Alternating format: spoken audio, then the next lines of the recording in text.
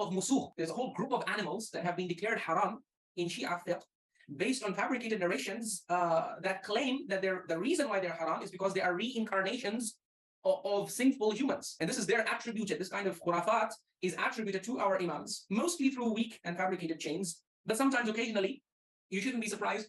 Misunderstandings about why certain animals are prohibited, specifically those whose forms were taken to transform sinners, result from not being able to connect the teachings of the Quran and Hadith as a whole. This leads to the wrong interpretation of these texts, unlike the skilled approach of our experienced senior Mujtahids, who are experts in integrating these Islamic texts and understanding them holistically. But we don't believe in reincarnation. Exactly. But if you go into the 12-ver Imami Hadith corpus, you will see narrations attributed to the Imams of Ahlul Bayt alayhim salam, in which they claim reincarnation. They claim that entire animal species are reincarnations of humans. All sorts of birds. You have certain birds who are, therefore we as human beings should not be consuming them. The claim that entire animal species are reincarnations of humans or all sorts of birds are prohibited is another fabrication. It is indicative of the confusion in the definition of the punishment of transformation and the inability to verify the authentic hadith and understand it holistically, taking it out of its context. You will see there's a whole bab, a whole bahth, which is called Hurmatul Musukh, the prohibition against reincarnated animals. And the vast majority of 12-ver Imami Fuqaha actually accept this. At least in their advanced Bahth al-Kharij, they do not refute this, or they do not... but yeah, there is a lot of acceptance for these kinds of khurafat at the higher level, unfortunately. This confusion indicates a lack of understanding of the basic and commonly recognized meaning of musukh. Linguistically, musukh refers to deformed, disfigured, monstrous, mutant, or terada beings, as outlined in dictionaries. This misinterpretation highlights a lack of understanding of the specific context of such rulings, starting from the basic definitions of religious concepts. About my question about the reincarnation of the elephant, if it's one king who did something and was reincarnated into an elephant, are all elephants then the reincarnation of the same elephant who was the king who did the bad thing? Right, yeah, because he was the father elephant, okay? The first elephant, that's how he's supposed to have come into existence. And all the elephants that you see today are descendants of that elephant, who himself is a transformed or reincarnated human, according to these khurafati narrations in the sources. Dismissing the concept of metamorphosis, or the external transformation of certain sinners into animals, as a myth, fiction, superstition, or falsehood, khurafa, amounts to a direct rejection of the Quranic verses that explicitly mention such transformations.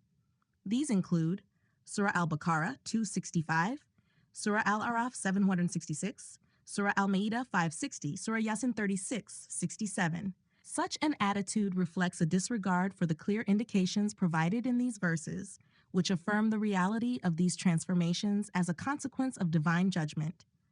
According to these sources, these transformed beings became extinct after 3 days and did not reproduce. But you are laughing and smiling at this, and I myself sometimes wonder how scholars maintain a straight face while they discuss these narrations, and sometimes even authenticate them and base actual fiqh on them.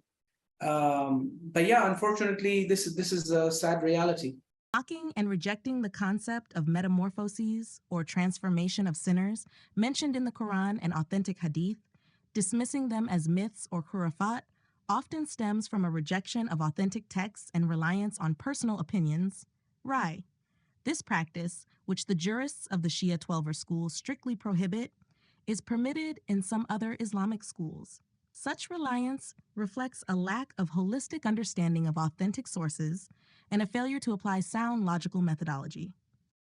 The saddest reality is that those who are unqualified and lack a basic understanding of the Quran, Hadith, and the contextual, holistic, intellectual methodology often resort to mocking and ridiculing pious, God-fearing, and trustworthy senior mujtahid who possess vast experience and expertise. They attempt to discredit these pious and God-fearing experts through a barrage of false accusations, a historically weak method used by the enemies of Ahlul Bayt alayhim salam. These detractors have always sought to attract followers by mocking and undermining the true, qualified, and devout scholars of the school of Ahlul Bayt alayhim salam.